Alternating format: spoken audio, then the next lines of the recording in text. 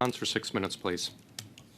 Thank you, Minister, for being here and for taking on this role in such a difficult time. And to General Eyre and all men and women in the military, thank you for your sacrifice. This is an incredibly challenging time for the military, I know. And of course, I got to give a special shout out to those at CFB, Nanoose, and 19 Wing Comox right across the way. So thank you for the important work you're doing. Now, shortly after General Eyre took over as the Acting Chief of Defence Staff, the Department of National Defence announced the Defence Team Conduct and Culture Consultation. And the summary of their report said, quote, the effort was supported by an external contract partner, including a team of experts in the fields of diversity, equity, and inclusion, as well as in organizational transformation initiatives, end quote.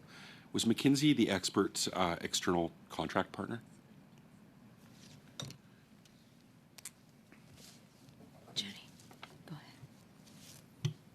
ahead. Yes, Mr. President. That external expert was McKinsey. In fact, we had support from experts in terms of how to organize consultations. There was also an area by which members from the diverse groups or marginalized groups were coming in via McKinsey to get consulted on our culture. So the aim of these consultations was to address and answer the question, what problem are we trying to solve?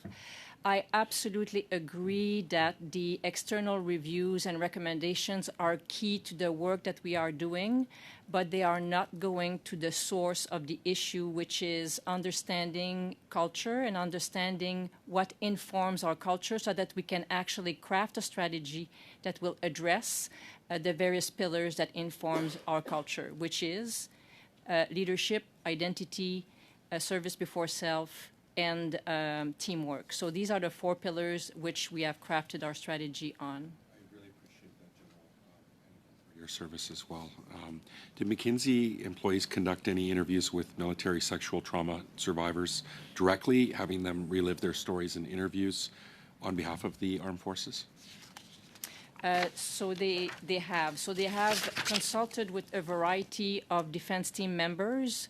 But I also have to add that the 280 plus listening sessions were conducted personally by myself and my team. So McKinsey was there as enabling via taking notes, consolidating notes, and then making sure that this was professionally consolidated into actionable items. Citizen just recently reported on an analysis provided for General Eyre on how to handle the sexual misconduct scandal.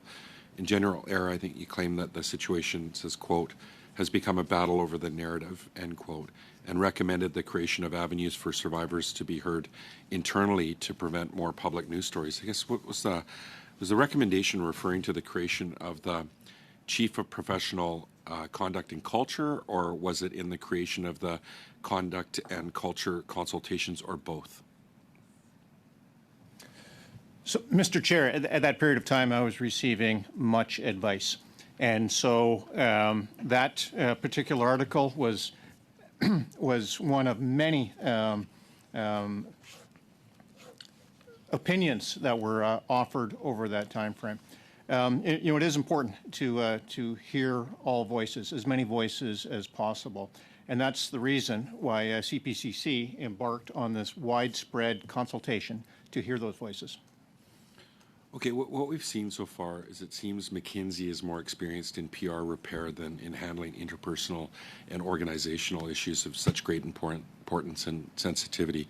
Why was McKinsey selected as an equity and organizational culture expert in this situation?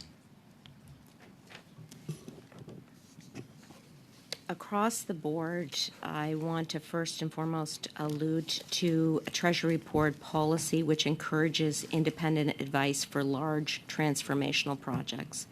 And as I have indicated, and I think is generally well known, changing the culture of any organization is extremely difficult, and the Canadian Armed Forces is no exception.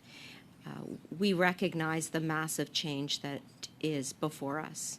We also believe that the moment is pivotal, that change must happen now for moral and operational reasons. And so the complementary expert advice that we received from the third party enables us to embark on this systemic change with greater rapidity and Minister, greater efficiency. I would have really hoped that this review would have been led by people with lived experiences of sexual assault and trauma, and people who have inside experiences of the department's organizational culture. How have people with those experiences been consulted in this process? I want to reiterate A that very brief answer, please. these are targeted, and this is by far not the only third party that is being consulted. We consult, and General Cagnon can speak to this, hundreds and hundreds of victims and survivors. The work with this third party expert is just one small part of the work that we are doing overall to change the culture in the Canadian Armed Forces, and we are using every mechanism we possibly can to ensure this change happens. Thank you, Minister. We'll